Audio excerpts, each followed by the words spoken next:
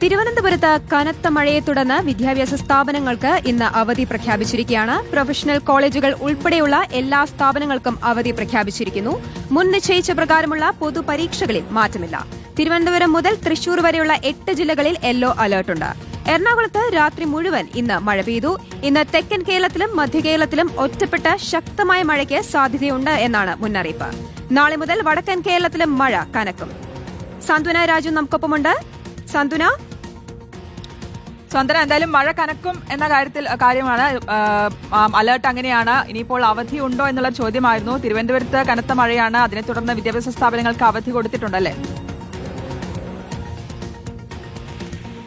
ശ്രുതി, Parvathi, good morning. തിരുവനന്തപുരത്തെ എറണാകുളത്തെ കാര്യം പറഞ്ഞു. എറണാകുളത്ത് ഇന്നലെ രാത്രി മുതൽ മഴയായിരുന്നു. എന്നാൽ തിരുവനന്തപുരത്തും ഏതാണ്ട് സമാന സാഹചര്യം തന്നെയാണ് ഉണ്ടായിരുന്നത്. കാരണം ഇന്നലെ വൈകുന്നേരം തുടങ്ങിയ മഴയാണ് തിരുവനന്തപുരത്തുള്ളത്. അതിന് ഇതുവരെയും ഒരു ശമനം ഉണ്ടായിട്ടില്ല എന്നുള്ളതാണ്. അതിന്റെ ഒരു പശ്ചാത്തലത്തിലാണ് ഇന്നിപ്പോൾ തിരുവനന്തപുരം ജില്ലയ്ക്ക് രാവിലെ കളക്ടർ അവധി പ്രഖ്യാപിച്ചിരിക്കുന്നത്. പ്രൊഫഷണൽ കോളേജുകൾ ഉൾപ്പെടെയുള്ള എല്ലാ വിദ്യാഭ്യാസ സ്ഥാപനങ്ങൾക്കും അവധി ആയിരിക്കുമെന്നുള്ളൊരു കാര്യമാണ് നിലവിൽ രാവിലെ അറിയിപ്പ് വന്നിരിക്കുന്നത്. അത് മാത്രമല്ല, മുൻ നിശ്ചയിച്ച പ്രകാരമുള്ള പരീക്ഷകൾക്ക് മാറ്റം ഉണ്ടാകില്ല എന്നുള്ളൊരു അറിയിപ്പ് കൂടി ഇതിന്റെ കൂടെ വന്നിട്ടുണ്ട് എന്നുള്ളതാണ്. തിരുവനന്തപുരത്ത് വളരെ ശക്തമായ മഴ തന്നെയാണ് ഇന്നലെ.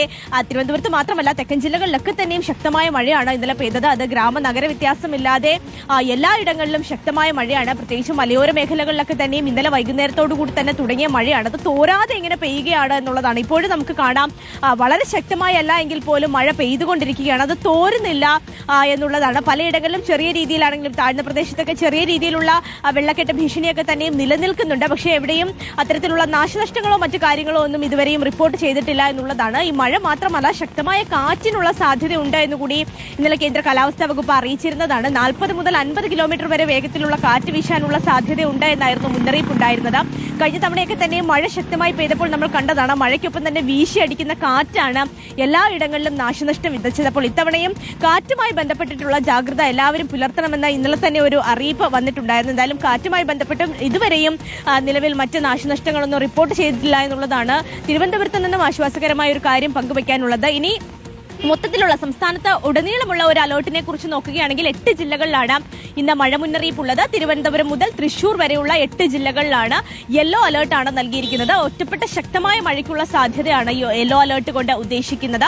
നാളെ കൂടി മഴ ഉണ്ടാകുമെന്നൊരു മുന്നറിയിപ്പാണ് നിലവിൽ ലഭിച്ചിരിക്കുന്നത്. നാളെ അടുത്ത 5 ദിവസത്തേക്കുള്ള മഴ മുന്നറിയിപ്പ് വന്നിട്ടുണ്ടെങ്കിലും ഇന്ന് നാളെയും കൂടിയാണ് അലേർട്ട് ഉള്ളത്. നാളെ ഇപ്പോൾ ഇന്ന് തെക്കൻ ജില്ലകളിലും അതുപോലെ തന്നെ മധ്യ കേരളത്തിലുമാണ് മഴ കനക്കാനുള്ള സാധ്യത ഉള്ളത് എന്നാണ് അലേർട്ടുകൾ പ്രകാരം നമുക്ക് മനസ്സിലാകുന്നത്. നാളേക്ക് വരികയാണെങ്കിൽ നാളെ തൃശൂർ മുതൽ കാസർഗോഡ് വരെയുള്ള വടക്കൻ ജില്ലകളിൽ കൂടുതൽ മഴ ലഭിക്കാനുള്ള സാധ്യതയാണുള്ളത്. ഈ മഴയുടെ കാരണമായി പറയുന്നത് ബംഗാൾ ഉൾക്കടലിലെ ന്യൂനമർദ്ദമാണ്. ന്യൂനമർദ്ദം ഇന്നലെ അത് ചക്രവാത ചുഴിയായിരുന്നു. അപ്പോൾ വരും മണിക്കൂറിൽ അത് ന്യൂനമർദ്ദമാകുമെന്ന് ഇന്നലെ തന്നെ കാലാവസ്ഥാ വകുപ്പ് മുന്നറിയിപ്പ് നൽകിയിരുന്നതാണ്. അപ്പോൾ ഇതിന്റെ ഒരു സ്വാധീന ഫലമുണ്ട്. അതുപോലെ തന്നെ പസഫിക് സമുദ്രത്തിൽ ചുഴലിക്കാറ്റിന്റെ ഒരു സ്വാധീനവും നിലനിൽക്കുന്നുണ്ട്.